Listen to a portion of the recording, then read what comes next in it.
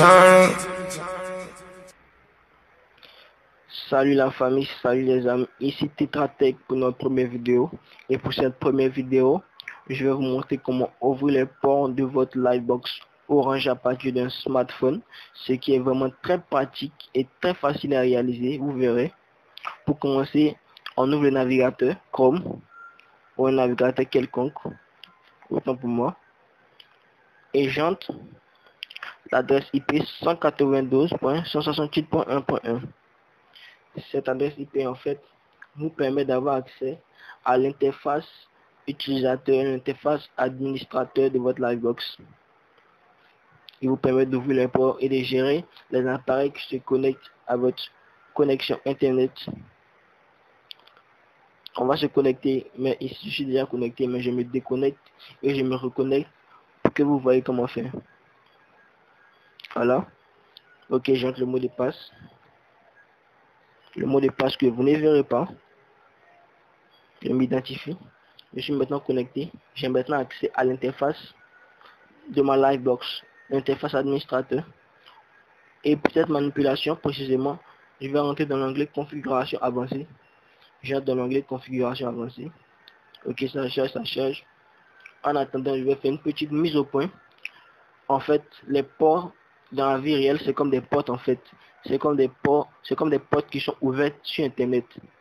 Et ces portes permettent à votre logiciel ou à votre application d'avoir accès à Internet. Donc de communiquer avec le monde extérieur.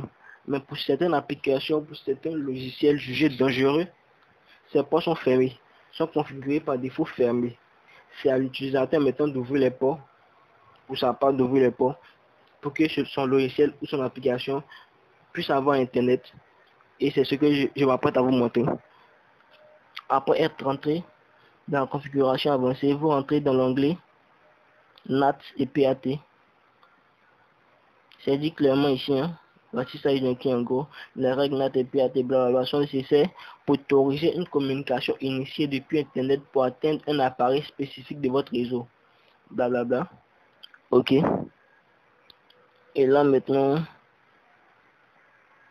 vous rentrez dans l'onglet application, service, nouveau. J'entre le nom de mon logiciel. Pour ma page, j'entre Dacomet. Dacomet. Dans le port interne, c'est le port d'entrée. Les informations passent par ce port. Vous pouvez entrer un nombre quelconque, mais assurez-vous que ce port que vous allez entrer, le nom de ce port que vous allez entrer, n'est pas déjà utilisé par une autre application, sinon il y aura conflit. Donc, pour ma page, j'entre le port 1604, le port d'entrée, le port interne, et le port externe, le port de sortie, j'entre également le port 1604. Pour le protocole, c'est UDP. UDP, appareil, j'entre nouveau. Le serveur me donne une adresse IP et j'enregistre. Facile, il est entré. Donc, mon logiciel pourra avoir accès à Internet. C'est très facile.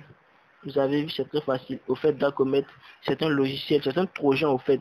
C'est un trojan, c'est un logiciel qui permet de prendre le contrôle d'une machine à distance.